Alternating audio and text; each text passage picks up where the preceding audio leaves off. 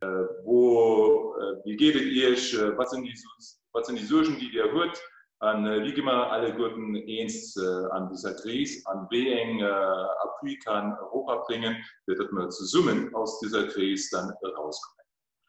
Sehr geehrte Damen und Herren, heute haben wir auch Gäste aus Deutschland, die uns zuschauen, die aber auch mitdiskutieren. Ich freue mich, dass wir heute ein Thema aufgreifen können in unserer Serie, wo es wirklich auch darum geht, wie wir insgesamt als Gesellschaft mit den gesundheitlichen Gefahren, die auf uns zukommen, mit denen wir leben müssen, einig werden, wie wir als Gesellschaft darauf reagieren und wie wir uns informieren, welche Informationen wir kriegen und was wir damit machen. Ich freue mich, dass wir heute mit Isabel Wiesler, einer unserer luxemburgischen Europaabgeordneten, dabei haben. Wir haben Professor Karl Lauterbach, Mitglied des Bundestages, dabei und den Wissenschaftsjournalisten Ranga Yogeshwar. Wie immer wird dieser Talk von Jonathan Penchon von unserem Büro moderiert und Sie haben anschließend auch die Möglichkeit, sei es hier im Zoom, direkt Ihre Fragen zu stellen oder über Facebook mit Ihren Kommentaren. Wir freuen uns auf die Diskussion mit Ihnen. Diese Edition heute schließt unsere EU-Talks vor im Sommer ab.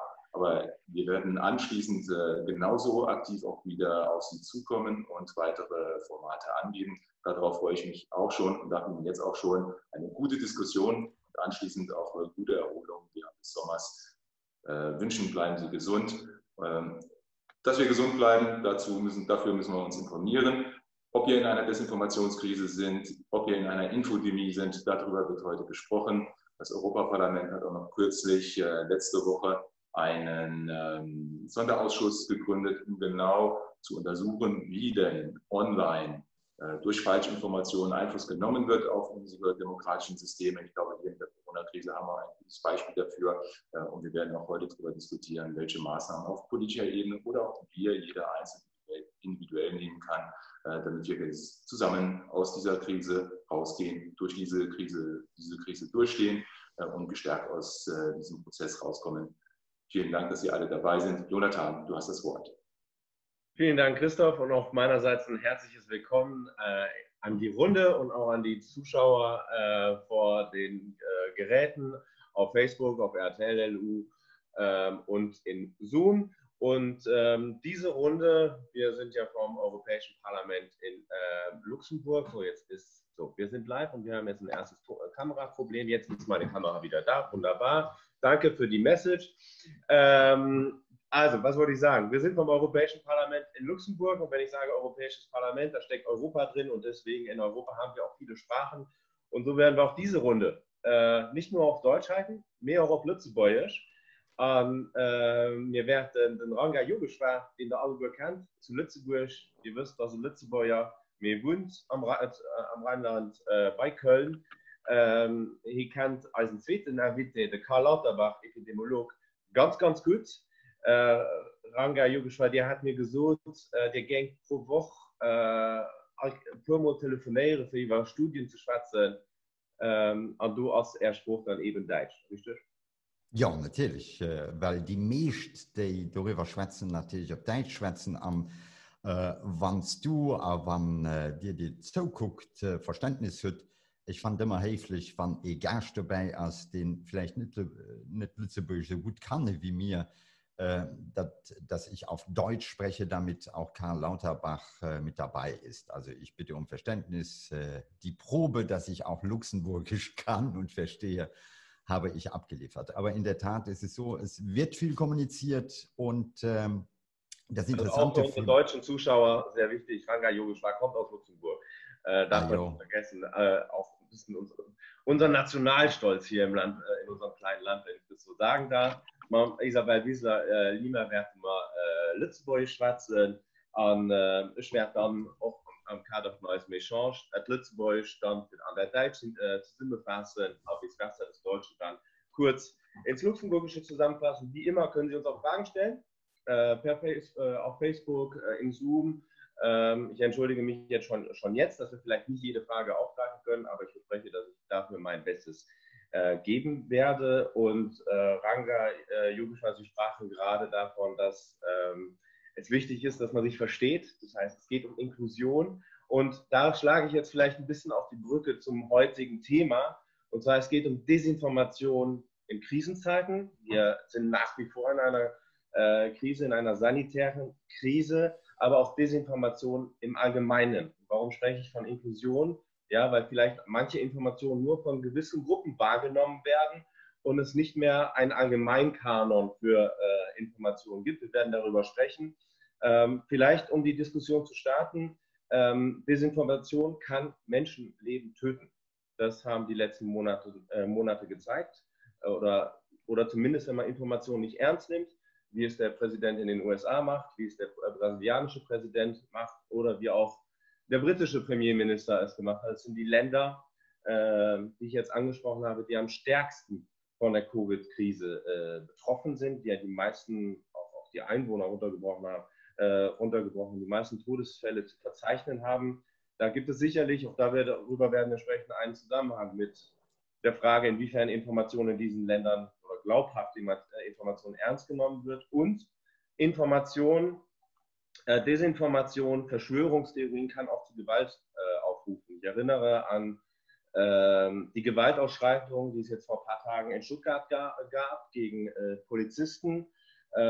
Es gab in der Corona-Krise gibt es einige Verschwörungstheoretiker, ich werde Ihnen jetzt nicht den Gefallen geben, sie beim Namen zu nennen, aber das Mindeste, was man sagen kann, ist, dass sie die Institutionen, unsere staatlichen, supranationalen, also auch die europäischen, die staatlichen, nicht ernst nehmen. Es ist die Rede von einer dunklen Macht und diese ganze Corona-Krise sei ja sowieso nur herbeigesponnen, um die Menschen zu manipulieren und da wird auch teilweise wirklich zu Gewalt ausgerufen und das kann auch reelle Konsequenzen haben. Bevor wir wirklich in die Tiefe des Themas eingehen, will ich was anderes festhalten, was ich sehr interessant finde an dieser Runde. Ranga Yogeshwar, Sie sind bekannt aus Funk und Fernsehen, aber natürlich in dieser Rolle als Journalist, als Wissenschaftsjournalist, treten Sie auf mit Ihrem Hintergrund als Physiker.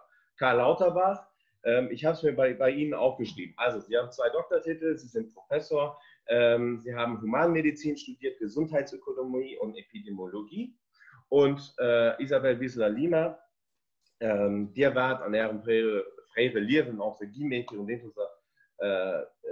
ganz an Politik gegangen sind, Französisch-Prof, also Frau Wieseler war Französischlehrerin. Und meine Frage an Sie drei, und ich würde ich denke mal, dir mal ein bisschen anfangen können, auf welchen wird Ihren Hintergrund als Prof, der den Umgang mit Schülern, der pädagogisch, also du siehst Französisch-Prof, du hast bestimmt nicht in einem Grammairgang oder eine Analyse von einem literarischen Text oder von einem französischen Klassiker, aber will die Schüler ja auch Werte mal auf den Weg gehen. Auf welchen influenciert ihr das heute an ihrer Arbeit als Europadeputierten? Lo hören wir ihr Schnitt, das Mikro ist aus. Merci vielmals. Ja, lo hören wir ihr. Schöne gute Morgen. Schiede Ränge an der Runde noch und den Nolaustrach. Die hat am Anfang geholfen, wenn ihn als Prof halt am Anfang geholfen hat, ob zu sehen, wenn ihn das als eine Passion immer gegangen ist. Ich muss sagen, dass für mich das Allerwichtigste die ganze Zeit immer war, neben natürlich dem Französisch beibringen, war kritisch denken. Das ist nicht nur nicht, weil wir an dieser Runde sind, weil doch übrig ist. Ich denke, dass wenn wir wollen, den Jungen etwas mal auf den Weg gehen, dann muss es das sein, dass sie für sich selber denken können. Und das ich weiß, dass an den letzten Jahren, wo ich Schule gehalten habe, es extrem wichtig ist, für ihnen zu weisen, dass alle Informationen, die sie im Internet gefunden, weil sie sind immer direkt dahin sich gegangen. Sie sind nicht buchsisch gegangen, sie sind auf dem Internet gegangen. Alle Informationen, die sie im Internet fanden, nicht richtig waren. Und da waren wir noch nicht an der heutigen Situation. Aber auch ihnen weisen, dass es eine Adresse da ist. Das war mal der Dicht, guck mal, was überhaupt da steht. Das ist schon immer besser, wenn Ort plus steht. Und dafür, das meine ich, als etwas, was ganz wichtig war. Und auch werde ich auch versicht wirklich dann en rapport als Heimat schon immer nicht von Journalismus geschwört, immer nicht von Information. Ich muss auch sagen, dass den einen oder den anderen auf Deuxième dann vorkommen, die so eine Karriere wollten machen und die Informationen gefragt haben. Dafür muss ich sagen, dass das kritisch denken, aufmerksam sind, wissen, dass sie sich auch informieren kann. Nicht einfach immer denken, dass sie machtlos, wie sie sowieso nicht was vor, also obwohl das halt ganz schwierig ist. Aber Gefühl ging, dass den aber auch eine gewisse Macht hat, für sich zu informieren. Und das ist einfach Basis an den Demokratien. Dafür denke ich schon, dass die Attitüde, die grundlegende Attitüde, die da war, wie ich schon hält, und weil man doch eine Influenz hat. Karl Lauterbach, vielleicht ich hoffe, ich beleidige Sie nicht, wenn ich Sie aktuell irgendwie als Co-Moderator von Markus Lanz bezeichne. Sie sind ständig Gast in deutschen Talkshows gewesen im Laufe der letzten Wochen und Monate, Markus Lanz, Maischberger und so weiter. Und wenn man Ihnen zugehört hat, hat man beinahe vergessen, dass Sie auch eigentlich Politiker sind, Mitglied des Deutschen Bundestags, sondern Sie sprachen ja eher in erster Linie als Epidemiologe. Und auch an Sie die Frage, Frau Wieseler sprach gerade in Ihrer Rolle höheren Rolle als Lehrerin, war eher kritisches Denken wichtig, das den Schülern mit auf den Weg zu geben, Quellenkritik. Ihre Vergangenheit, oder es ist ja nicht mal eine Vergangenheit bei Ihnen, sondern auch wirklich eine Gegenwart, als Wissenschaftler, inwiefern beeinflusst das Ihr politisches Handeln? Erstmal vielen Dank, dass ich hier Gelegenheit habe, dieser Runde beizuwohnen. Meine Tätigkeit als Wissenschaftler prägt natürlich meine Denkweise, wie ich also an so ein Problem herangehe, wie wir es jetzt zu bewältigen haben.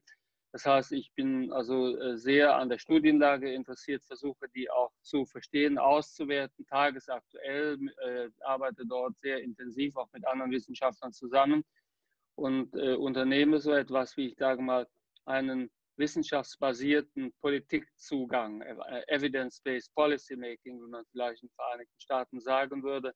Somit also ist das, was ich jetzt mache, keine wirkliche Wissenschaft. Ich greife ja im Wesentlichen auf die wissenschaftlichen Erkenntnisse anderer Arbeitsgruppen zurück. Ich forsche ja nicht selbst, sondern also ich synthetisiere die Erkenntnisse der Kollegen, kann mich allerdings in diese Erkenntnisse tiefer einarbeiten, als das ein normaler Politiker, der kein Wissenschaftler ist, kann, und versuche dann, so fair wie das geht, die also Sicht der Dinge, die sich für mich daraus ergibt, also auch politische Ratschläge zu übertragen.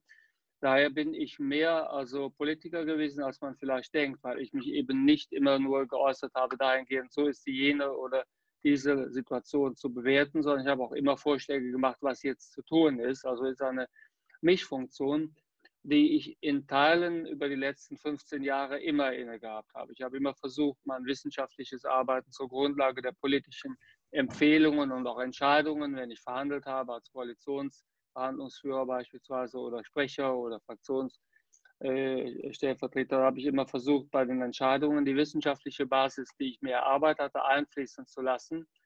Und darin liegt aus meiner Sicht der Wert auch von Wissenschaftlern in der Politik. Ich würde mir wünschen, dass sehr viel mehr Wissenschaftler noch in der Politik aktiv tätig wären, auch versuchen würden, Spitzenpositionen in den Parteien zu bekommen.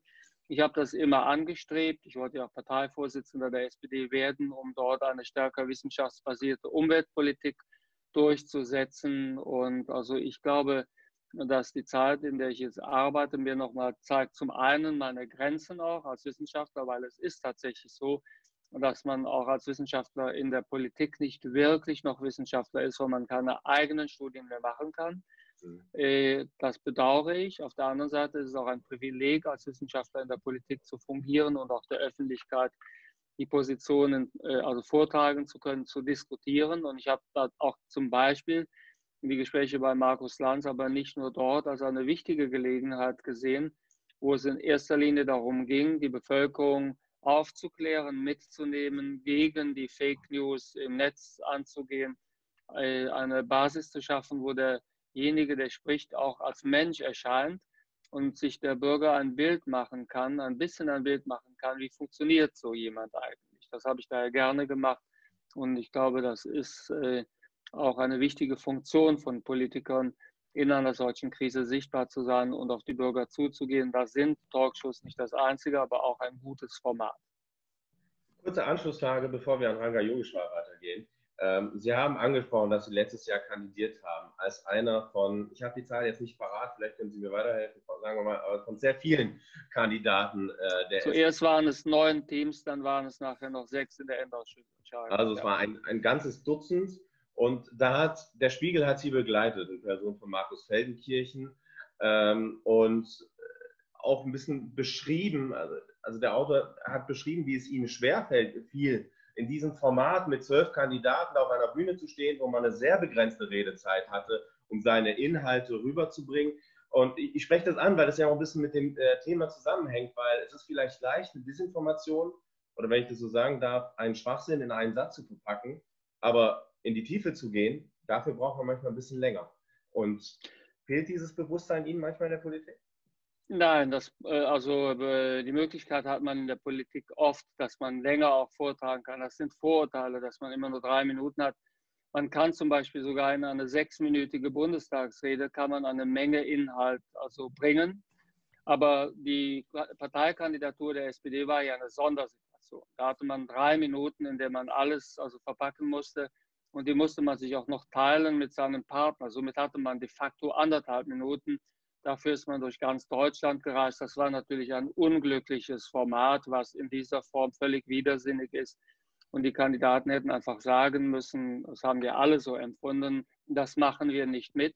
Es spricht ja Bände, dass diejenigen in der Partei, die diese Idee hatten, selbst nie kandidiert haben.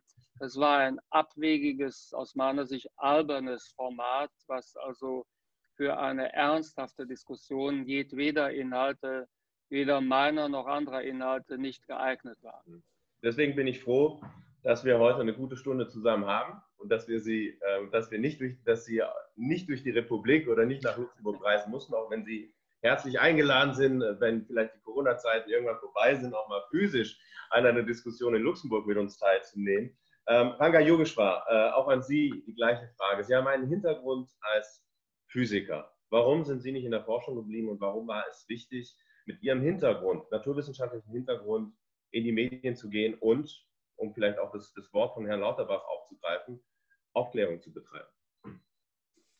Ich glaube, im Kontext dieser Diskussion gibt es ein paar Sachen, die wir sehr genau verstehen müssen. Das eine ist, wir haben auf der einen Seite die Bevölkerung, wir haben die Wissenschaft, wir haben die Politik.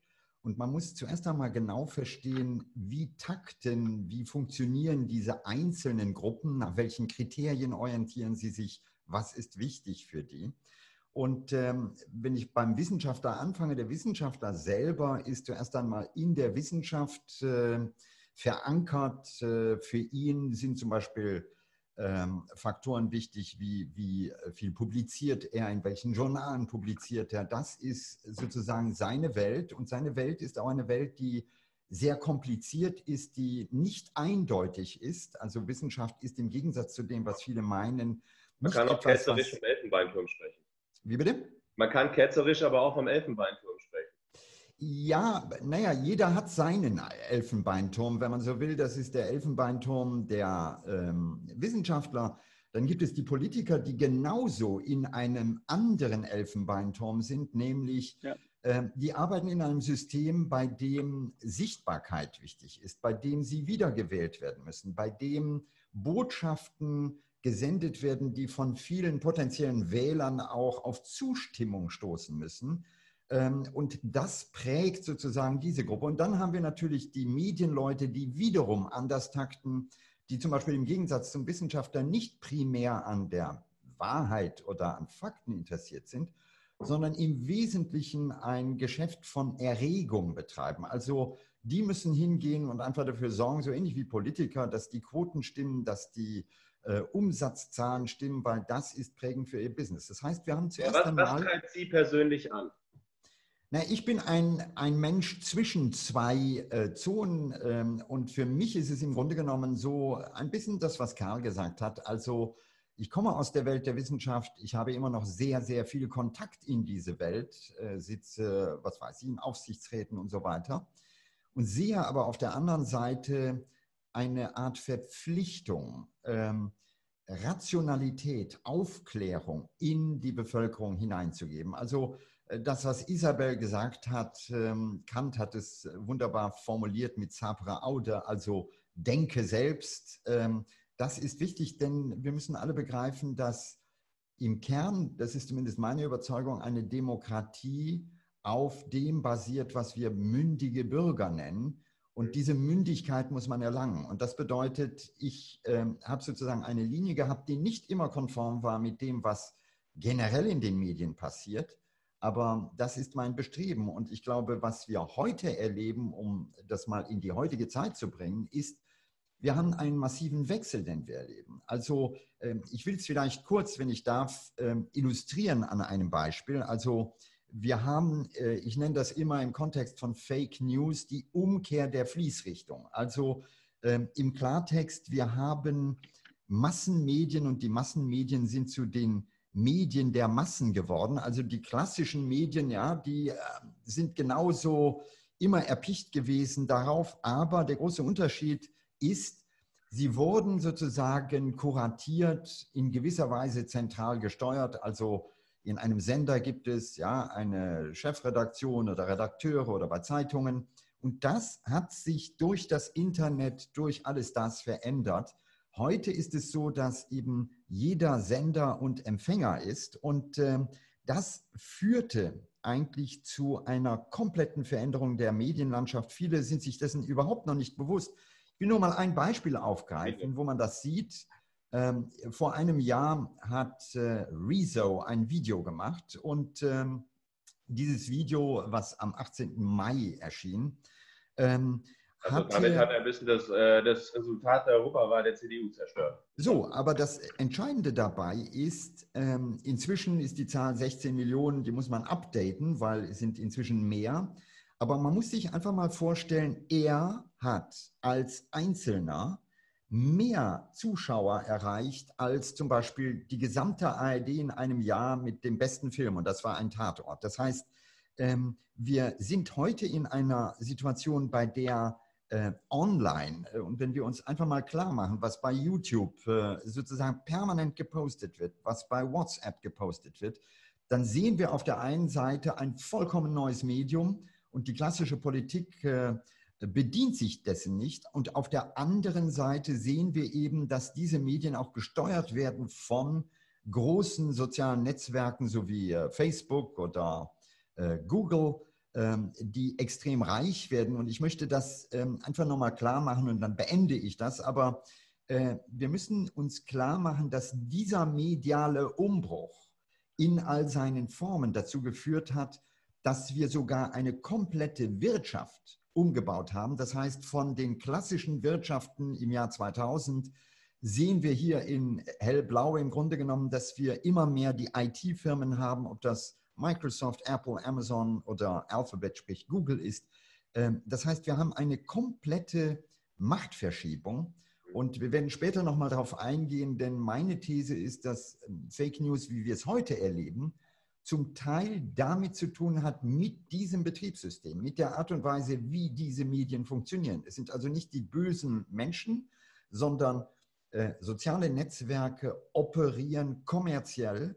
Und sie operieren nicht, indem sie gucken, was ist richtig oder falsch, sondern wie viele Klicks bekomme ich, wie oft wird ein Post geteilt oder wie viral ist das, was da gemacht wird. Und das ist wichtig, denn im Kern operieren sie nach dem Muster der Aufmerksamkeit. Das ist das Businessmodell. Je länger wir bei Facebook, Twitter und so weiter sind, umso mehr Werbung können die uns zeigen, umso mehr verdienen die. Und die Absurdität ist, dass wir heute in einer Zeit leben, wo wir uns einerseits über Fake News beklagen, aber uns sehr klar bewusst werden müssen, dass Fake News sehr viel mit Erregung zu tun hat und dass Fake News Kampagnen, die oft geklickt werden, dazu führen, dass soziale Netzwerke wie Facebook oder Twitter verdienen. Also da sind plötzlich Interessen diametral entgegengesetzt. Auf diesen Punkt, also die Macht der sozialen Netzwerke nehmen, um vielleicht auch den Zusammenhang zu setzen mit der Corona-Krise.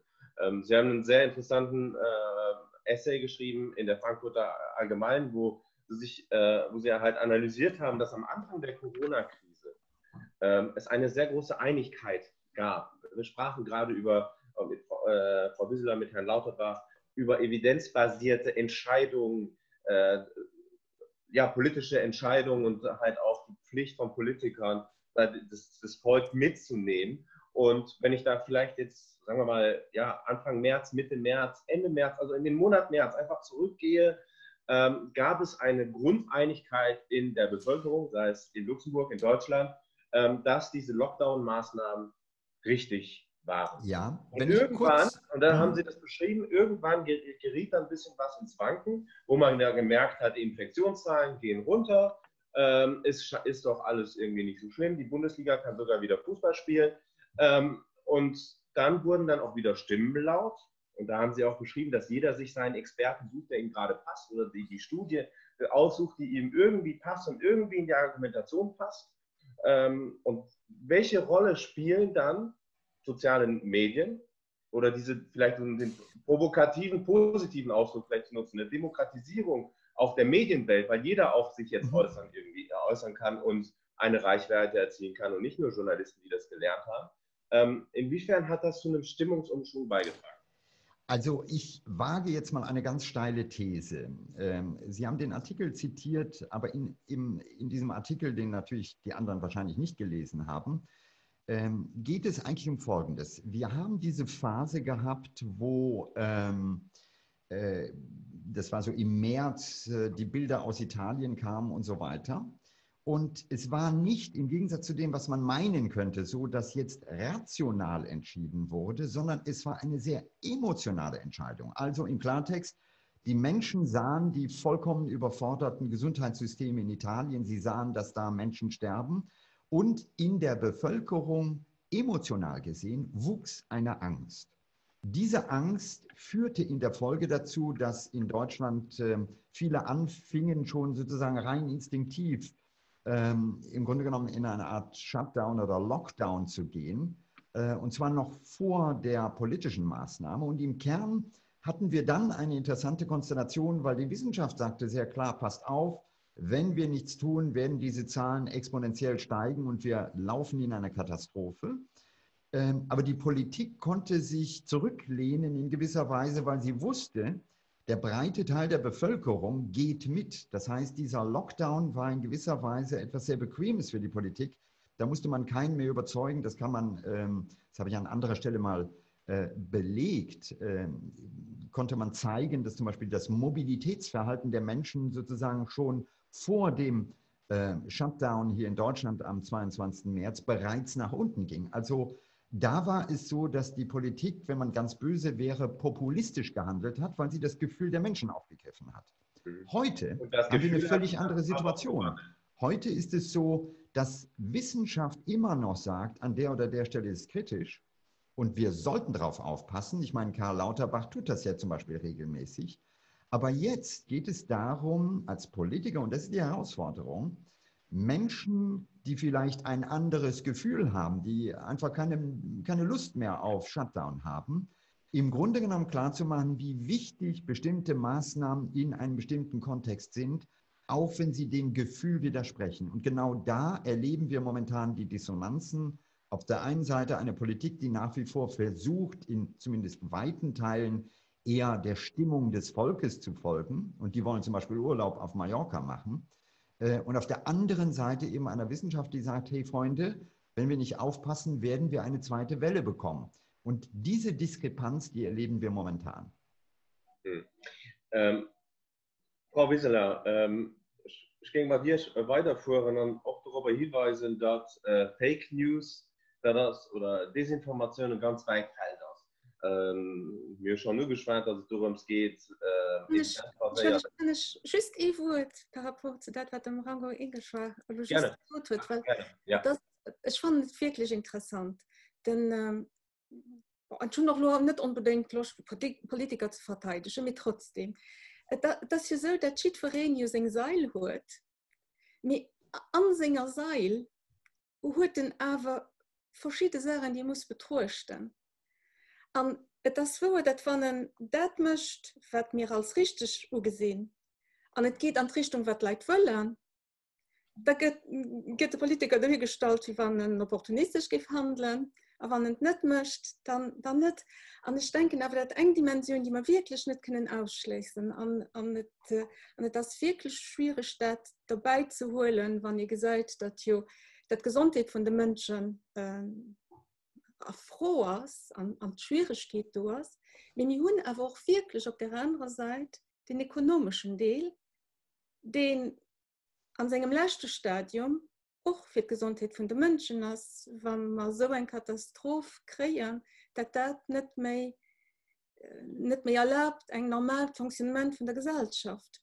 Also muss der Politiker die verschiedenen wissenschaftlich Aussagen kombinieren und dann hoffentlich nicht eine opportunistische Decision holen, mehr eine Decision, die dann auf der Fähigkeit beruht, an den aber auch alle Sachen mit der Betracht zieht. Nicht nur die Wissenschaft von der Gesundheitssituation, sondern auch die anderen wissenschaftlichen Realitäten. Ich denke, dass das aber ganz wichtig ist, dass den das mit der Betracht zieht, dass das nicht immer so einfach ist. Ja, das ist ja etwas, was Wissenschaftler, die prominent zu Wort kommen, sind auch gesucht während der Krise. Und, also was ja die Wissenschaftler meinten, hier, ich bin Wissenschaftler und bin kein Politiker. Ich analysiere, stelle Studien vor und gebe höchstens, ja nicht mal Handlungsempfehlungen, aber informiere über den aktuellen Stand der Wissenschaft zu dem jeweiligen Thema. Aber die politischen Entscheidungen müssen gewählte Politiker treffen. Immerhin leben wir aber in Ländern, wo Wissenschaftlern zugehört wird. Es gibt andere Länder, da ist es definitiv nicht der Fall. Karl Lauterbach, nochmal, auch bleiben wir kurz bei dem Thema, bevor ich auf Sie zurückkomme, Madame Wieseler. Man kann jetzt nicht gerade behaupten, dass das, was Sie in den Talkshows gesagt haben zum Thema Corona, dass das jetzt furchtbar populär war. Also dass Sie, ich glaube nicht, dass Sie jetzt in die Talkshows gegangen sind und um ja, einen Popularitätspreis zu gewinnen. Sie sprachen ja auch schon von Aufklärung. Sie haben Drohbriefe bekommen, Morddrohungen. Die Bild fährt eine, wenn ich das so beurteilen sagen darf, eine sehr eklige Kampagne gegen Sie und Professor Drosten. Vielleicht erstmal die persönliche Frage, wie erleben Sie das?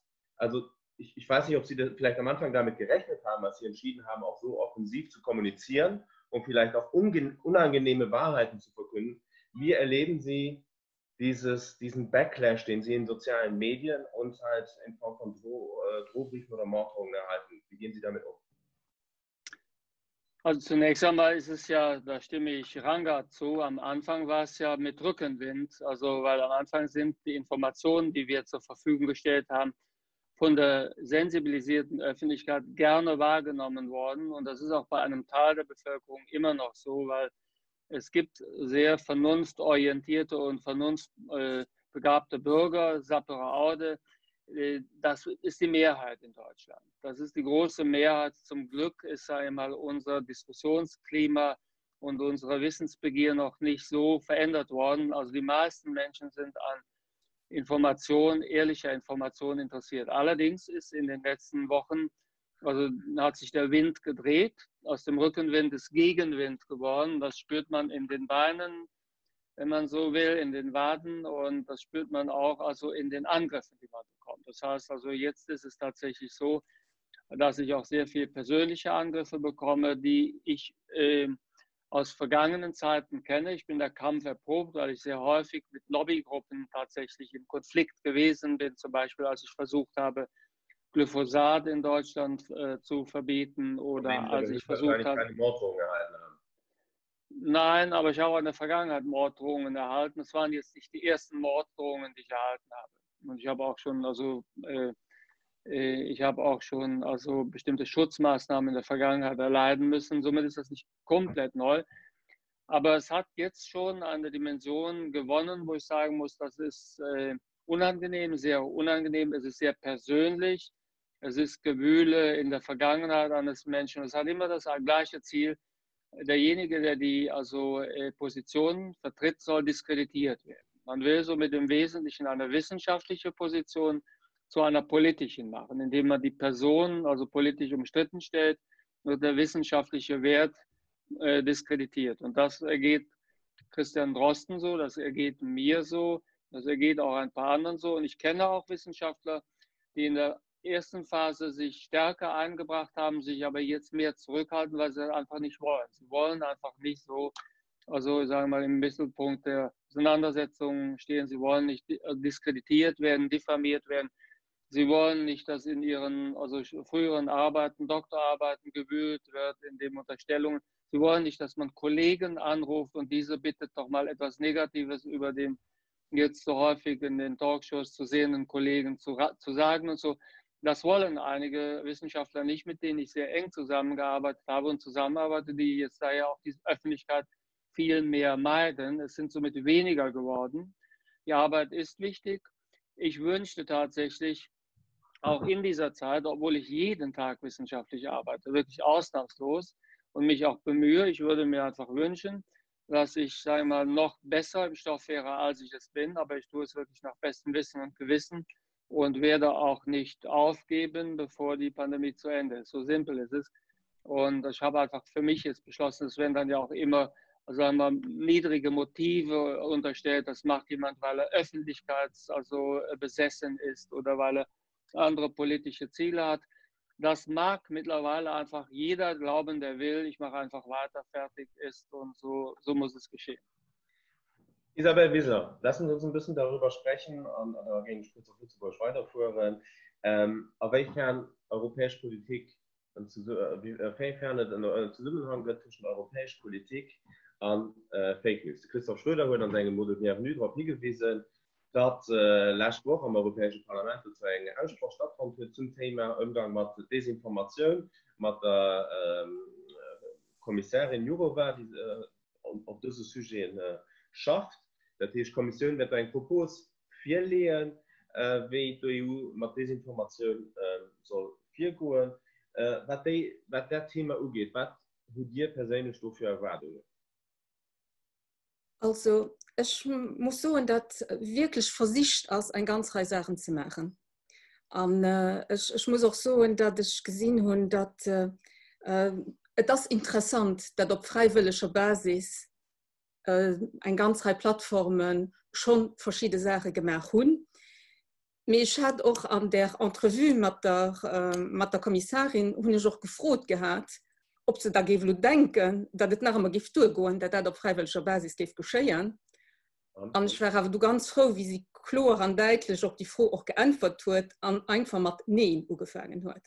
So dass wir wirklich müssen auf den Weg gehen, wo da klar Decisionen geholt gehen, von, dass sie responsabel sind für eine ganze Reihe Sachen und dass auch klar danach Konsequenzen kommen. Aber wie gesagt, es sind eine ganze Reihe Sachen, die schon gemacht sind. Also ich schon mal ein ganz List abgeschrieben gehabt, also das von das den EU versus Desinformation Database, die da ist, die Journalisten noch ganz viel benutzen. Wir haben ein genaue Law hat angefangen, den 1. Juni, ein European Digital Media Center, die wirklich erlaubt, an denen unterstützt die Journalisten, die Recherche machen. Wir werden ganz ungeduldig, ob das, was zum Schluss vom Jahr kommt, den European Democracy Action Plan, ich hoffe, dass doch wirklich so ist, gell, an den European Digital Media auch. Also das sind die Sachen, die am Gange sind, und das auch just an dem letzten als letztes Plenär als dezidiert gehen, dass wir auch eine Spezialkommission kriegen für all die Influenz von den ausländischen Ländern an Europapolitik, an über Fake News.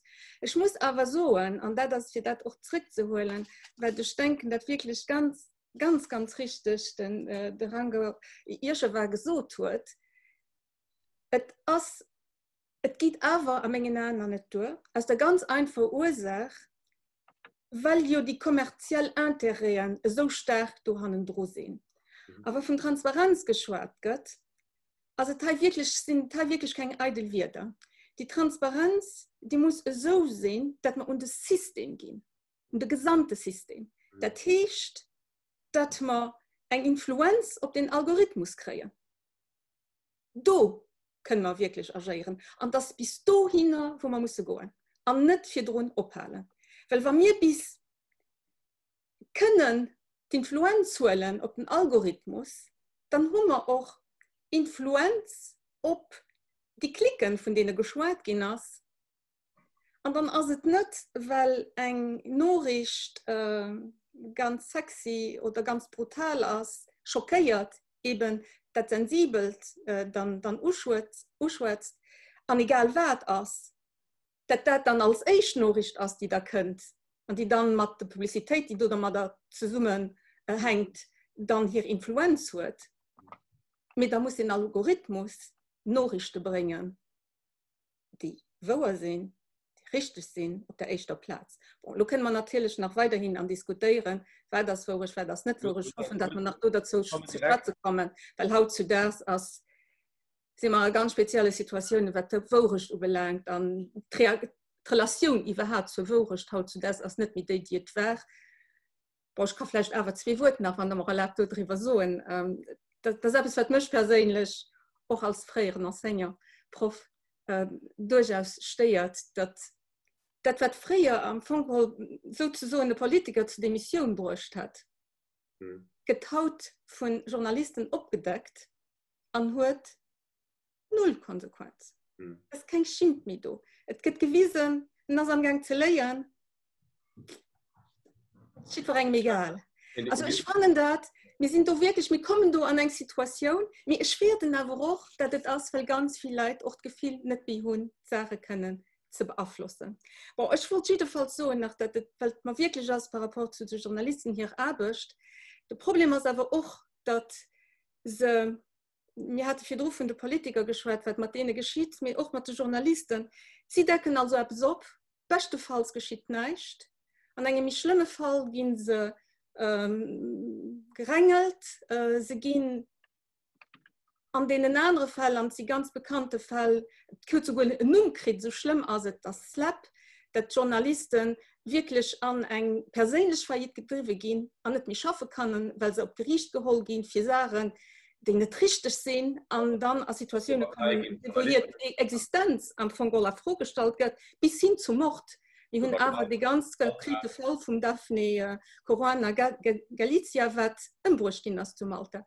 Ich muss so, und du siehst darin, wir müssen das können aufpacken. Es kann nicht sein, dass Korruption an ökonomischen Interessen als Welt regieren.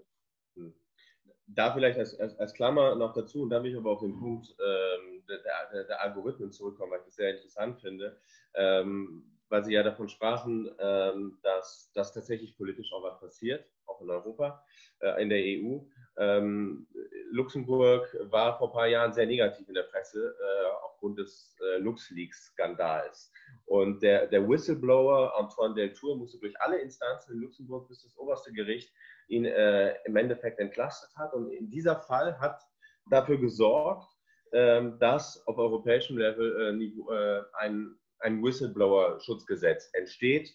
Das soll im Dezember, Ende 2021, wenn ich da richtig informiert bin, geschehen. Ich will aber, wie gesagt, zu den Algorithmen zurückkommen. Und wenn man Algorithmen, also wofür sorgen Algorithmen? Dass jeder im Endeffekt, Ranga, ich glaube, Sie werden mir zustimmen, die Informationen erhält, die zu der einen Person passen oder die dieser Person gefallen. Und da eine kurze Rückfrage dazu, nämlich an Karl Lauterbach. Wir haben davon gesprochen, über die Talkshows, wo Sie auftreten, und Sie sagten, naja, man kann auch in einer Bundestagsrede in die Tiefe gehen. Jetzt aber unter uns gesprochen, wenn Sie eine Bundestagsrede halten, haben Sie vielleicht Glück, wenn Sie mit 15 Sekunden dazu eine Tagesschau kriegen, wenn überhaupt. Das heißt, mit Ihrer Bundestagsrede oder auch mit Ihren Auftritten bei Talkshows erreichen Sie auch nur eine gewisse Gruppe Menschen. Sie sagten ja auch, die Mehrheit der Menschen ist gebildet, aber eine ungebildete Minderheit kann dennoch für großen Schaden sorgen. Und wollen wir vielleicht kurz auf Ihren Wahlkreis eingehen, oder wo Sie leben, in Köln-Mülheim. Wenn Sie da aus der Tür rausgehen, da würde ich jetzt einfach mal behaupten, dass nicht jede Person, die Sie treffen, Sie jede Ihrer Markus-Lanz-Sendungen sieht oder ihrer Bundestagsreden. Und diese Menschen in Köln-Mülheim, wie erreichen Sie die? Weil die sind höchstwahrscheinlich nicht Teil Ihrer Filterblase. Das ist richtig. Zunächst einmal mache ich auch im Wahlkreis natürlich immer Veranstaltungen, lade dort entsprechend ein. Aber realistischerweise erreicht man eine Untergruppe in der Bevölkerung schlicht gar nicht. Das ist so. Und die also sind Corona-Zeiten für die Menschen in Ihrem Wahlkreis? Nein, jetzt in Corona-Zeiten mache ich das natürlich weniger. Aber ich glaube, dass in der Corona-Zeit also zunächst einmal auch viele Leute, die wir für wenig gebildet halten, sich durchweg informieren und also beispielsweise Radio hören, Nachrichten hören, Informationen also mitnehmen, Zeitungen lesen. Von daher, man muss dann alles bedienen, muss ich sagen. Ich beispielsweise bin also mehrfach von der Bild-Zeitung massiv verrissen worden, ganz massive Verrisse, auch ungerecht, finde ich. Ich habe mich dann auch gewehrt. Ich habe aber trotzdem, wenn ich eine wichtige Botschaft habe, habe ich sie auch in die Bild-Zeitung kommuniziert. Ich gebe ein Beispiel. Also gestern ist diese Studie aus Ischl gekommen, wo 45% schon einen Antikörpernachweis haben. Und die Bild-Zeitung will dann sozusagen da Stimmen sammeln und er hätte am liebsten halt also die Nachricht, oh Gott, dann sehen wir, 85% haben davon nichts mitbekommen. Das Virus ist nicht so gefährlich, wir haben vielleicht überreagiert, vielleicht hätte man gar keinen Lockdown gebraucht. Und also vielleicht hat doch der Kollege Streeck recht, dass wir hier eine massive Panik betreiben für etwas, was dann doch, jetzt zeigt es sich ja nicht viel gefährlicher ist als eine Grippe. Und ich habe dann in der Bild-Zeitung dagegen gehalten und habe eben formuliert, dass tatsächlich die Sterblichkeit bei den Infizierten, einschließlich der Dunkelziffer, auf der Grundlage der neueren Studienergebnisse zwischen 0,5% und 1% liegt. Und hätten wir keinen Lockdown gemacht, daran ändert auch euer Ischl hier nichts, wären ungefähr 500.000 Menschen gestorben. Das ist, also entspricht ungefähr der Modellierung auch von Neil Ferguson im Imperial College, aber das habe ich also dann nochmal in die Bild-Zeitung kommuniziert. Somit wir müssen tatsächlich auch dorthin gehen, wo wir die Leute treffen. Ich war jetzt vor ein paar Tagen, Sie haben jetzt 3 oder 4-mal, ich weiß nicht, 4-mal, glaube ich, Markus Lanz erwähnt, oder 5-mal. Ich war auch schon bei Stern TV, wo also, sagen wir mal, bei RTL ein ganz anderes Publikum erscheint und versuche auch über die sozialen Medien direkt zu kommunizieren. Bei Twitter folgen mir über 200.000 Leute. Das sind, also was sehe ich ja auch an den Einlassungen, das sind nicht alles also Menschen mit 2 Hochschulabschlüssen. Also man muss alle Kanäle bedienen. Wir können derzeit nicht viel draußen machen, wir können nicht auf die Leute zugehen. Aber sonst ist meine Wahlkreisarbeit immer davon geprägt, dass ich sehr viele Veranstaltungen mache. Nur um ein Beispiel zu nennen, ich habe im letzten Wahlkampf also mich sehr dafür eingesetzt, dass die Stadt, in der ich dort lebe, verkehrsberuhigt wird, weil dort viele Autobahnen quasi durch die Stadt laufen und die Feinstaubbelastung insbesondere in der Partikelgröße 2,5 Mikrometer und kleiner sehr hoch ist. Und da habe ich über 23 Veranstaltungen oder 24 Veranstaltungen gemacht in den jeweiligen Teilen der Gemeinde, habe das mit Plakaten beworben und habe versucht, die Leute zu erreichen, die niemals sich so etwas also anschauen würden in einer Talkshow oder so. Das heißt, wir sind als Politiker, wenn wir etwas erreichen wollen, darauf angewiesen, dass wir uns überlegen, wie ist das realistischerweise möglich. Da bemühe ich mich und ich verlasse mich da nicht auf die Talkshows allein, sondern ich benutze wirklich jeden Kanal. Twitter, Facebook, ich mache mittlerweile sogar Instagram, ich mache Veranstaltungen. Ich tue es, also ich sende auf so vielen Kanälen wie möglich. Dann spielen wir da mal ganz kurz den Ball noch mal zurück an Isabel Wissler, bevor wir über die Algorithmen noch mal sprechen. Vielleicht kann ich auch noch mal kurz was dazu sagen. Ja, klar. Aber mich interessiert da sozusagen Ihre Handlung als Politikerin, weil der Karl Lauterbach sprach davon, verschiedene Kanäle ich glaube, dass die Herausforderung noch mal größer ist für eine Politikerin, fahren nach Lützburg weiter, die Europadeputée das, weil Europa ist nicht 400 dir. Also wir sprachen vom Wahlkreis Herr Lauterbach und Kampagnen im Wahlkreis und Autobahn, etwas, was die Menschen unmittelbar betrifft. Im Zusammenhang zur Europapolitik herzustellen, das ist eine große Herausforderung, Madame Wissler. Wer geht dir für eventuell Filterblosen zu besprechen, an Menschen zu erreichen, die nicht sich alliiert am Europaparlament gucken? Also das werde ich wirklich versuchen, ganz regelmäßig zu machen, aus dem Facebook zu benutzen. Ich bin ganz dankbar, wenn Journalisten ganz spezifisch Fragen auch auf vier streichen. Ich hatte oft die Gelegenheit, für zu einem bestimmten Punkt zu schwatzen. Ich muss sagen, dass auch nur am Anfang bei dem, was wir machen. Ich hatte letzte Woche ein Interview zur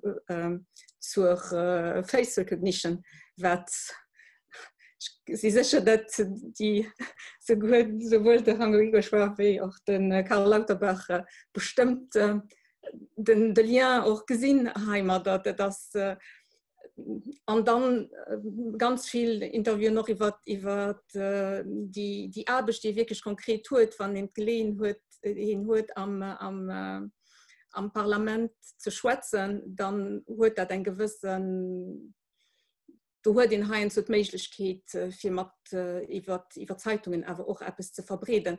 Am Moment mit der Coronavirus kann ich nicht daran denken, ich gebe nicht auch nimmen am geringsten daran denken, für irgendwie etwas Physisches natürlich zu machen. Ich bin noch seit einem Jahr am Europaparlament.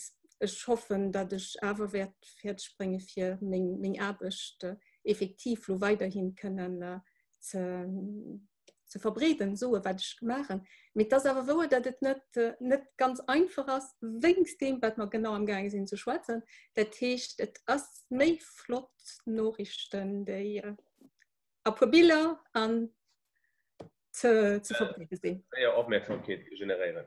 Ranga Yogeshwar, Sie haben jetzt eine schwere Aufgabe, vielleicht können Sie uns helfen, zwei Dilemmata vielleicht für uns aufzuklären. Erstens, Frau Wissler hat es angesprochen, dass man die Algorithmen kontrollieren muss, mehr im Griff haben muss, dass man das nicht den sozialen Netzwerken, Facebook, Twitter, wie sie alle heißen, dass man das denen nicht überlassen darf, weil diese Firmen halt im Endeffekt nur gewinnorientiert sind und darin besteht dann auch sozusagen ihr einziger Wert. Und wie durchbrechen wir also Algorithmen? Wie durchbrechen wir? Wir haben uns gerade darüber unterhalten, wie Karl Lauterbach und Isabel Wissler es in ihrem politischen Alltag machen. Wie durchbrechen wir Filterblasen, um verschiedene Bevölkerungsgruppen zu erreichen?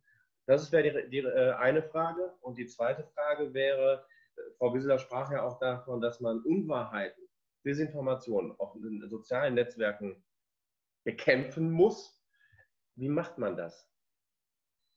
Ich fange mit dem ersten Aspekt an. Und ich glaube, wir müssen vielleicht noch einen Schritt tiefer gehen, um wirklich zu verstehen, wir sind im Moment in einer wirklichen Umbruchszeit. Warum?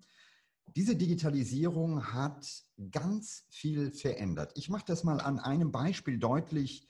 Nehmen wir eine Versicherung. Ja? Heute ist es so, dass es bei Versicherungen sogenanntes Behavioral Policy Pricing gibt. Das heißt, die Versicherung war früher etwas, wo der eine schloss sie ab, die andere schloss sie ab. Und es gab den Grundgedanken der Solidarität. Also jeder zahlt ein und am Ende, wenn einer Pech hat, stehen die anderen für ihn ein.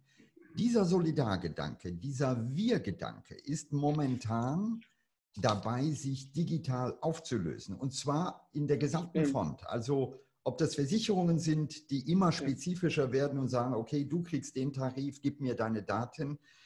Ob das Medien sind, ob das Einkaufsverhalten ist. Und die wichtigste Vokabel in dem Zusammenhang, gerade in der Digitalwirtschaft, ist Prediction, also vorherzusehen. Und man muss einfach begreifen, dass wir heute eben in einer völlig veränderten Welt leben, bei der jeder von uns sozusagen Informationen kriegt, die nicht mehr bei allen so ankommt, sondern sehr spezifisch sind und dadurch im Grunde genommen das Bewusstsein des Einzelnen sich ändert. Und ich mache das mal klar, damit wir die Brisanz, auch die politische Brisanz verstehen. Also wenn ich Wähler habe, dann kann ich heute sozusagen jeden Einzelnen anhand seiner Daten ansprechen. Und ich kann in diesem fiktiven Netz hier hingehen und sagen, der eine hat eine politische Gesinnung, die eher Richtung Rot ist, die andere Richtung Blau. Und jetzt kann ich per Algorithmus zum Beispiel die Roten miteinander vernetzen. Das heißt, die bekommen immer nur Informationen, die sozusagen andere Rote oder teilen, haben das Gefühl, wir sind die große Mehrheit, wohingegen die anderen, die Blauen in diesem Beispiel, nicht vernetzt werden. Und was dann passiert, ist genau das, was wir erleben.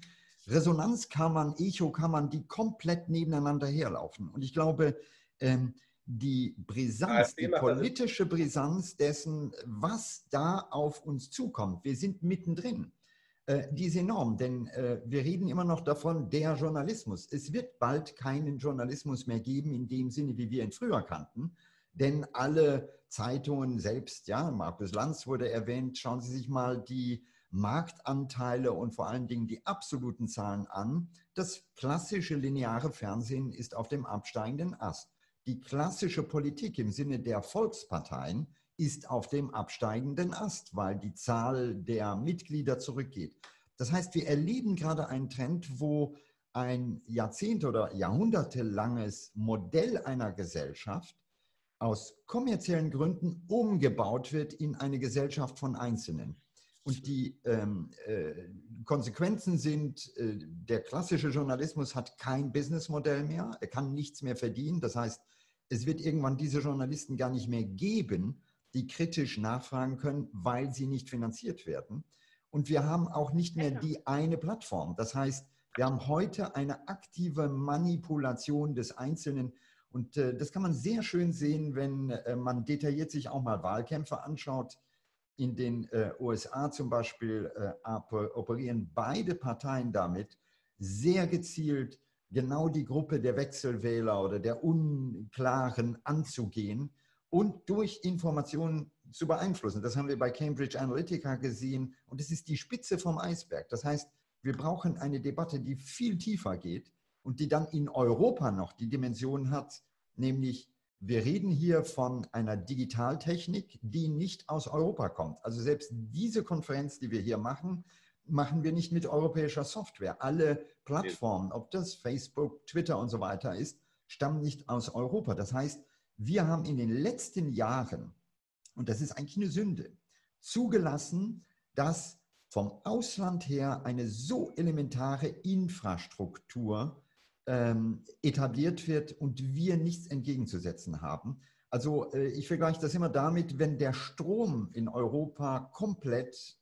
aus den USA zum Beispiel käme, würden alle aufstehen und sagen, nein, wir brauchen so etwas wie Souveränität. Aber hier tun wir das nicht. Und inzwischen merken wir nicht, dass sozusagen sogar die Politik anfängt, damit beeinflusst zu werden. Da bin ich sehr straight.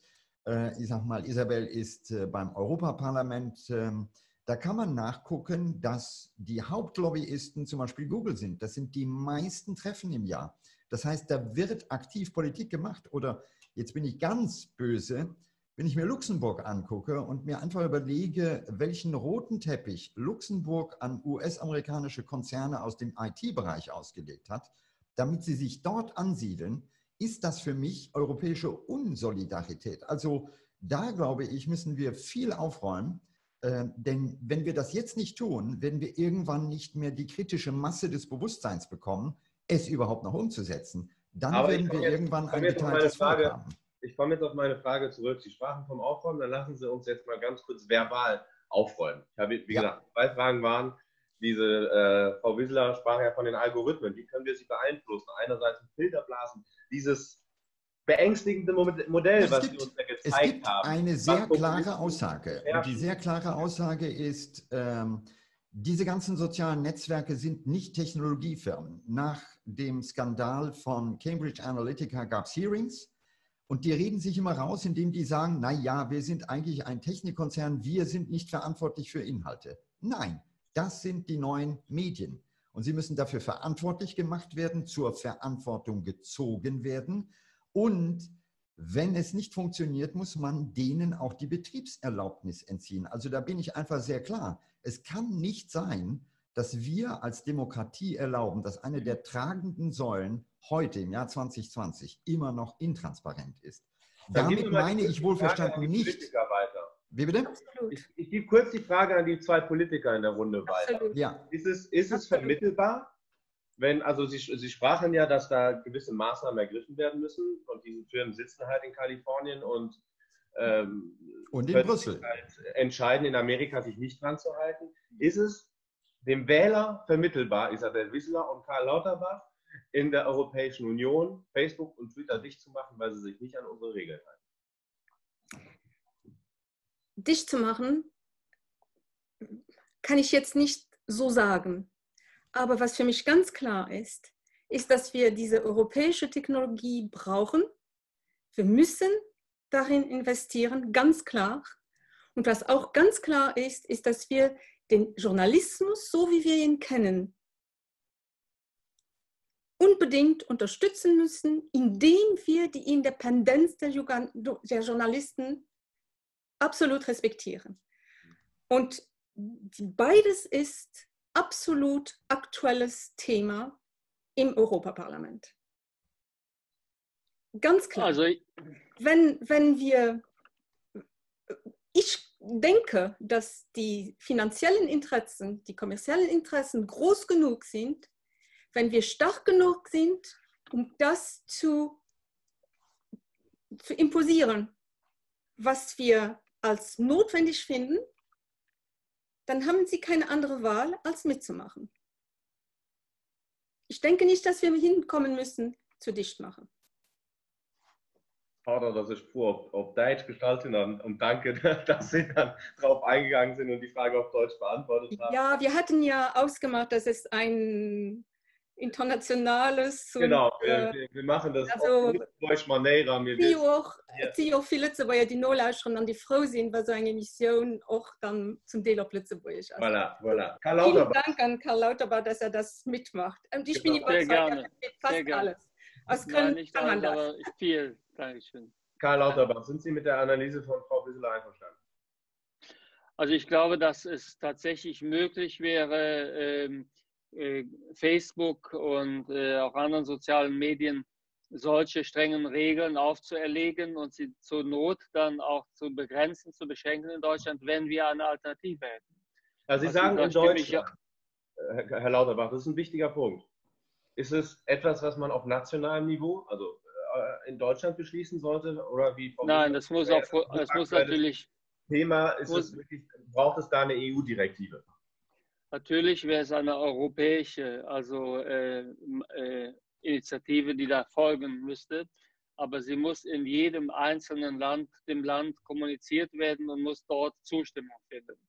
Und Deutschland ist das einzige Land, wo ich dies glaube, sagen wir mal, ein bisschen zumindest abschätzen zu können. Für andere Länder wage ich das nicht zu beschreiben. Somit ja, ich habe die Frage so verstanden, dass es eine europäische Maßnahme ist. Ja, ich bin aber auch der Meinung, dass ich mich nur dazu äußern kann, also wie das in Deutschland vermittelbar wäre. Nicht wie es beispielsweise also in Frankreich also fliegen würde oder. Und ich stimme Ranga voll und ganz zu, dass wir also hier unsere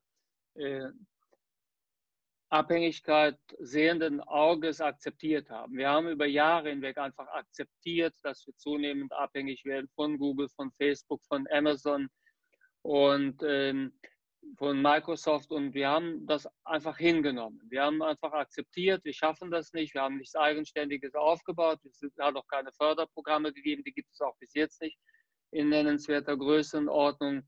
Dazu gab es auch keine entsprechenden europäischen Initiativen. Somit sind wir in eine starke Abhängigkeit bereits geraten. Und wenn wir keine Alternative anbieten könnten, dann würden wir ein Verbot politisch nicht mehr stemmen können. Das wissen die Konzerne auch. Daher müssen die Konzerne alles tun, um zu verhindern, dass sich eine Alternative in den entsprechenden Ländern in Europa aufbaut. Also Google muss nicht dafür werben, dass wir Google nicht verbieten. Das würden wir, ohne dies hätten wir keine Alternative nicht schaffen. der Punkt ist aus meiner Sicht erreicht, wo wir das nicht mehr schaffen könnten. Wo wir es nicht mehr schaffen könnten, mit einem Verbot, also sagen wir, durchzubringen.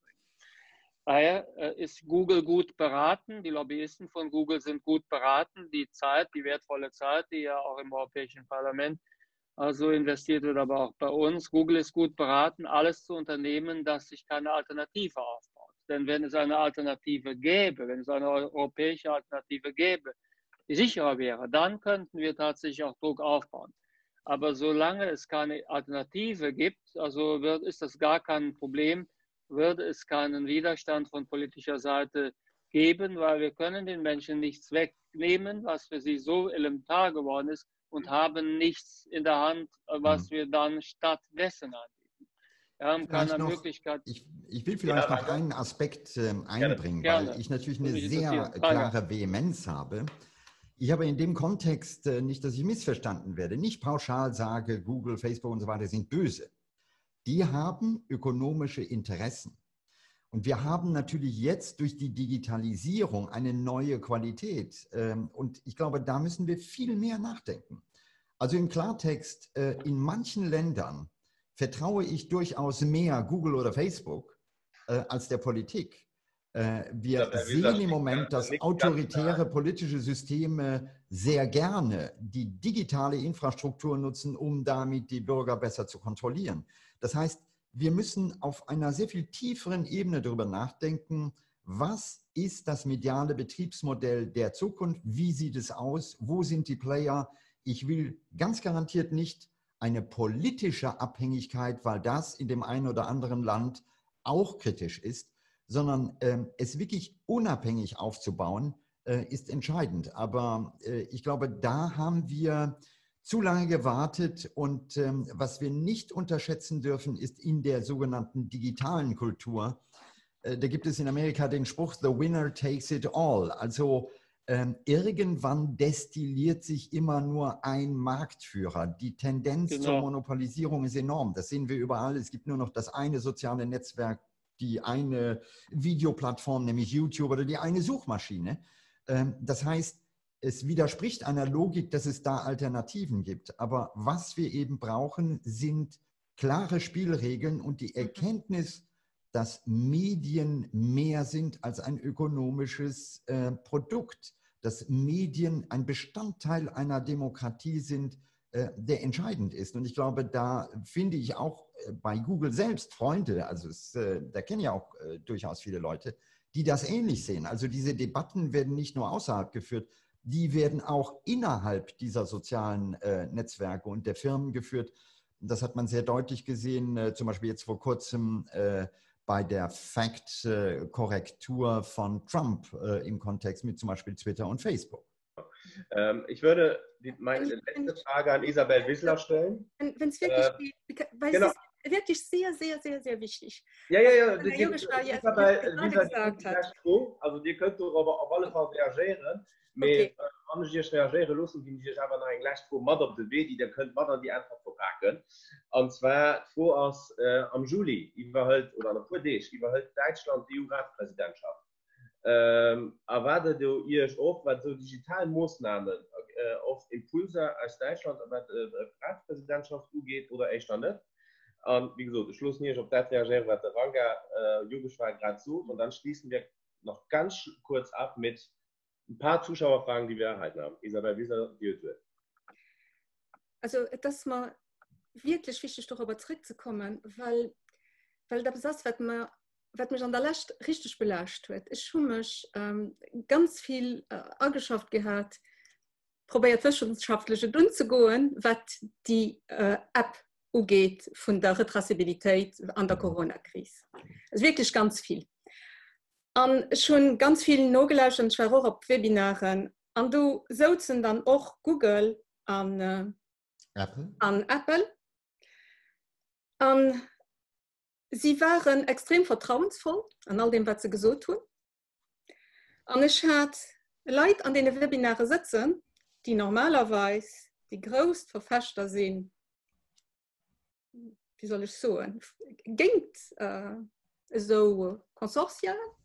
Und dann hören sie so, also ich war wirklich schockiert, gibt dir als Garantie,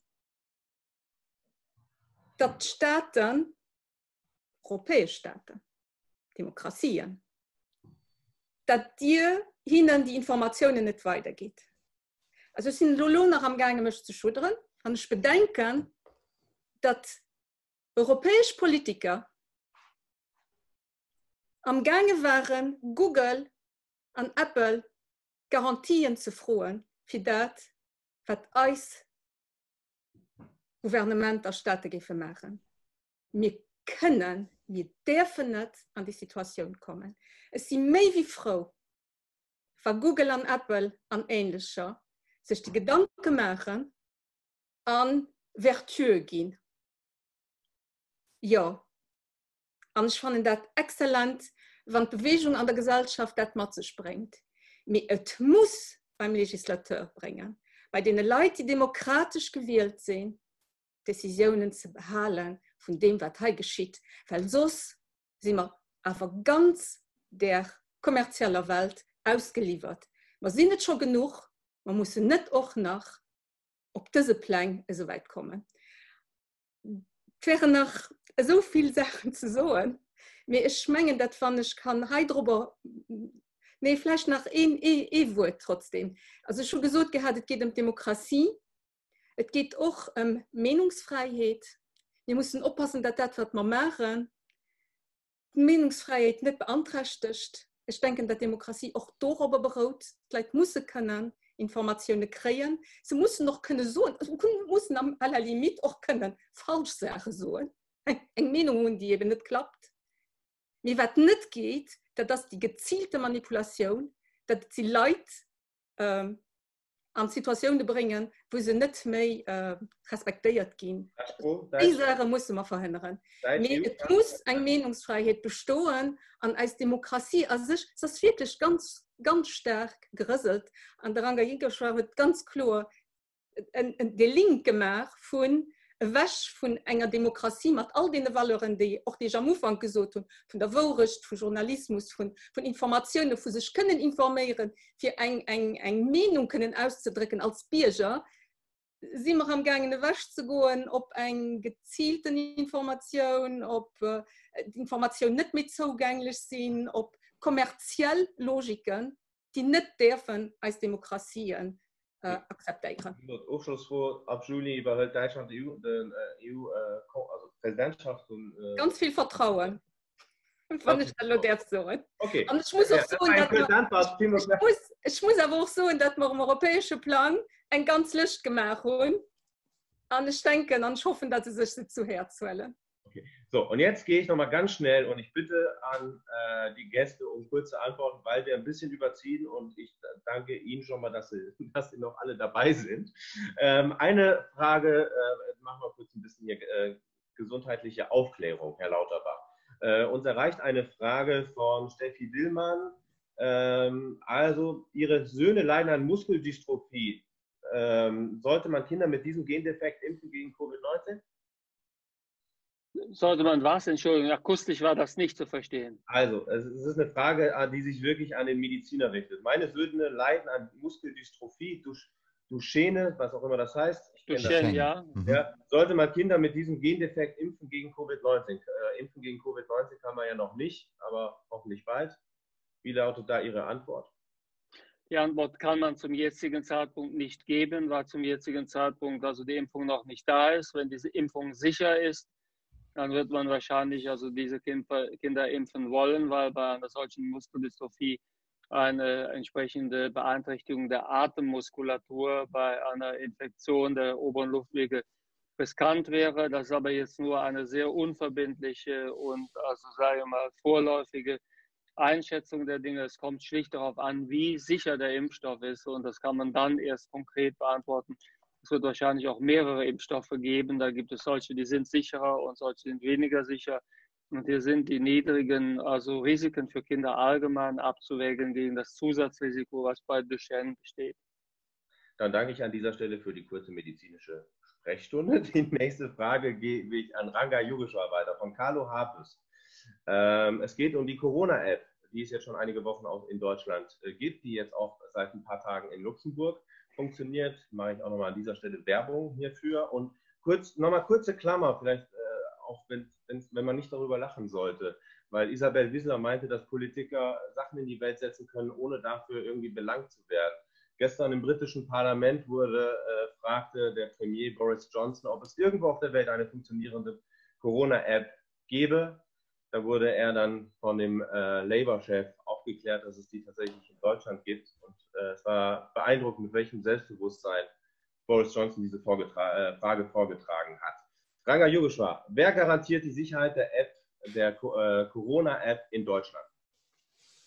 Isabel hat im Grunde genommen einen ganz wichtigen Teil dabei beantwortet. Der erste Punkt ist, die App in Deutschland ist transparent aufgebaut worden. Also jeder kann sich das angucken auf GitHub. Aber, und jetzt kommt das Aber, der eigentliche Kern der App ist sozusagen genau diese Kooperation von Google und Apple, die im Grunde genommen dieses Bluetooth-Signal rausgeben. Und da kann man nicht dahinter schauen. Und das, was Isabel gesagt hat, ist wirklich wichtig. Wir haben eine App, bei der die Politik im Grunde genommen die Verantwortung abgegeben hat an große Konzerne. Wie gesagt, in manchen Ländern wäre das wahrscheinlich ein kluger Weg. Also da wäre ich beruhigter, wenn Google und Apple mir sagen, dass sie die Daten behalten, statt dass irgendeine Regierung das tut.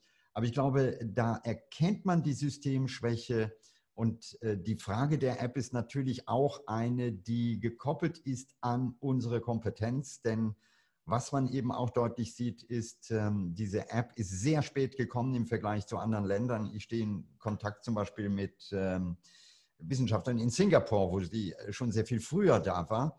Also das hat sehr lange gedauert und es hat sich auch offenbart, da müsste man jetzt detaillierter reinschauen, dass wir in Europa gar nicht so fit sind, um solche Dinge zu bauen. Also ich sage nach wie vor, wir müssen endlich mal aufholen. Programmieren ist nicht etwas, was die Stärke der Europäer ist.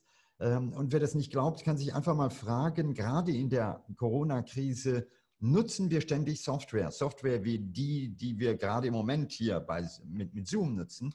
Fragen Sie sich mal selbst, wie viel von dieser Software, wie viel von diesen Apps aus Europa kommen. Und da merken wir, es geht eben nicht nur darum zu sagen, die anderen, ja, denen trauen wir nicht, aber wir müssen befähigt werden, es selber zu machen. Wir brauchen Kompetenzen und das müssen wir systematisch ausbauen und aufbauen. Und da ist meine Sorge, dass natürlich große Konzerne wie zum Beispiel Google diese Intelligenz ein bisschen auch abschürfen. Denn wenn man genau hinschaut, merkt man, ich nehme mal Zürich. In Zürich unterhält Google das größte Büro oder den Forschungsbereich außerhalb der USA mit über 3000 Programmierern. Also da gibt es einen Brain Drain in Richtung dieser großen Konzerne. Und das bedeutet, es ist für Europa, für vielleicht andere Unternehmen oder vielleicht sogar den Staat geradezu unmöglich, da wirklich noch unabhängig zu handeln. Also da müssen wir einiges tun. Die App selber kommt spät, aber sie funktioniert. Also ich habe sie selber und wir hoffen natürlich, dass viele mehr Menschen diese App runterladen, denn Luca Ferretti aus Oxford hat eine wunderbare Modellierung gemacht und hat klar gemacht, dass im Grunde genommen die App nur dann wirklich Sinn macht, wenn viele sie auch benutzen, wenn wir genau dadurch die Prozesse der Infektion früh erkennen und damit Ausbreitungsketten früher stoppen können.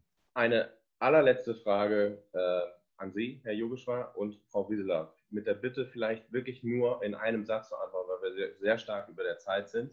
Die Frage nochmal von Carlo Harpes und ich entschuldige mich an die anderen Fragesteller, deren Fragen ich jetzt nicht mehr aufnehmen kann.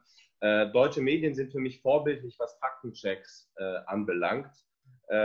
Frage also an Isabel Wissler, aber ich richte sie auch an Ranga Yogeshwar. Wieso gibt es in Luxemburg niemanden, der Medien bei Falschinfos an den Pranger stellt?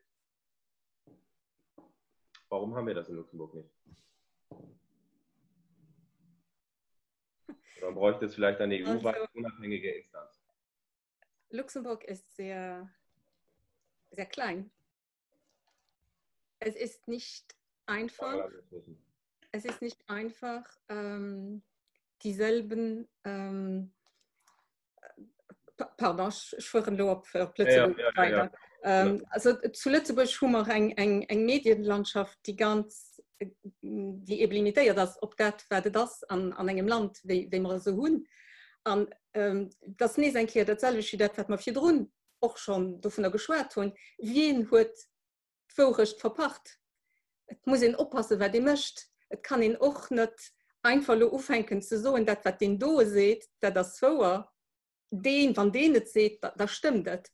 Dafür sind wir da an einer schwierigen Konstellation. Vielleicht bräuchte man auch einen zusätzlichen Televisionssender. Danke. Ich weiß nicht, ob ich das gerne hört. Ich greife da dann los, schwarz nicht, Lützeburg, ob die lascht froh. Ich greife da doch, was Isabel gesagt hat, weil ja, das ist so, dass man nicht einzig alleinselig machende Wahrheit tun. Also wir sind eine pluralistische Gesellschaft, aber wir müssen auch akzeptieren, dass den bestimmt Fehlen unterschiedlich kann gesehen. Insofern sind ich immer ein Vertreter, den nicht dafür plädiert, dass es irgendeine Zensurinstitution gibt. Aber es gibt auf der anderen Seite natürlich ein paar Sachen, wo in an einem Prozess merkt, an einem medialen Prozess, dass Sachen bewusst zu so falsch kolportiert sind, nicht den Fakten entsprechen. Da muss ich etwas machen. Das ist in Deutschland natürlich eine große Chance, in gewisser Weise, weil nur dem Zweiten Weltkrieg in Deutschland für den versternen, dass die Propaganda, die Medien und die Nazien Ernstes muss abgebaut sein. Wir in Deutschland eigentlich etwas ganz Kostbares, nämlich etwas ganz Wertvolles, den öffentlich-rechtlichen Rundfunk. Das Problem ist, dass viele von denen, die heutzutage schaffen, sich eigentlich nicht über die Verantwortung bewusst sind. Mehr eigentlich ist es eine wunderbare Struktur, weil sie politisch wirklich unabhängig abgebaut ist, weil sie Journalismus eigentlich finanziert, den dadurch ja auch informativ kann sein, weil es sozusagen presserechtlich einen Kontext gibt, wo man eine Verpflichtung haben, auch wahrheitsgemäß und so weiter zu senden, beziehungsweise Sendungen an Informationen zu machen. Aber was wir eben heutzutage bedenken müssen, als Zeiten ändern sich an, wir müssen etwas Neues aufhandeln, wenn man so will, als die Summen, bei dem Pluralität, bei dem Unabhängigkeit, aber bei dem eben auch Tiefgang nach garantiert das. Patentrezepte gibt es nicht, aber du müssen wir zusammenstechen. Und dann ist es gut, dass wir jetzt in den Sommer gehen und diese Zeit auch nutzen können, um uns vielleicht auch tiefergehende Gedanken zu machen, alle zusammen, und vielleicht zusammen auf das ein oder andere Patentrezept zu kommen, wie Sie es gerade erwähnt haben, Herr Yogeshwar. Danke an die Runde, Isabel Wieseler-Lima, Karl Lauterbach, Ranga Yogeshwar, dass Sie teilgenommen haben, sich die Zeit genommen haben, auch akzeptiert haben, dass wir heute hemmungslos überzogen haben. Aber ich fand es furchtbar interessant, wenn ich das sagen darf. Es war unser 10. EU-Talk. Es hat tierisch Spaß gemacht mit Ihnen. Herr Lauterbach, wie gesagt, ich hoffe, wir begrüßen Sie irgendwann bei Gelegenheit auch in Luxemburg zu einer weiteren, sehr gerne. Zu einer weiteren Runde. Das merke ich mir. Das sehr gerne. Also irgendwann gefährlich, ja. Auch für Herrn Yogeshwar. Dann treffen wir uns real. Und nicht über einen chinesischen Dienstleister. Wie gesagt, ich freue mich. Es war unser 10. EU-Talk. Diese Runde hat Spaß gemacht. Danke auch an alle unseren Gäste, teilgenommen zu haben, an unsere 6 Europaabgeordneten, die sich dafür stets Zeit genommen haben. Danke an RTL LU, die uns stets gestreamt haben. Danke auch an mein Team, Christoph Schröder. Danke an Marco Jüch, der im Hintergrund die Technik sicherstellt und jetzt noch sehr beschäftigt sein wird. Danke auch an die Praktikantin Fiona Kiefer. Sehr gut, Ranga denkt mit, wunderbar. Fiona Kiefer und Lea Schuck, die unsere Webinare inhaltlich mitgearbeitet haben. An Axel Heyer, der auch dieses Webinar mit vorbereitet hat. Ich würde sagen, wir verabschieden uns nicht mit diesem Format, sondern wir geben uns einen Termin oder freuen uns auf den September, auf die Rentrée, wie wir in Luxemburg sagen. Dann geht es auch mit diesem Format weiter. Gucken, ob es nur über Zoom läuft oder ob auch ein bisschen tatsächlich auch wieder physisch reale Interaktion möglich ist. Dann sprechen wir mit Christoph Hansen über den Brexit, mit Tilly Metz über Lebensmittelsicherheit. Und in diesem Sinne würde ich jetzt nochmal, wie gesagt, ein herzliches Dankeschön sagen und trotz Corona einen schönen Sommer. Dankeschön. Vielmals merci. Merci.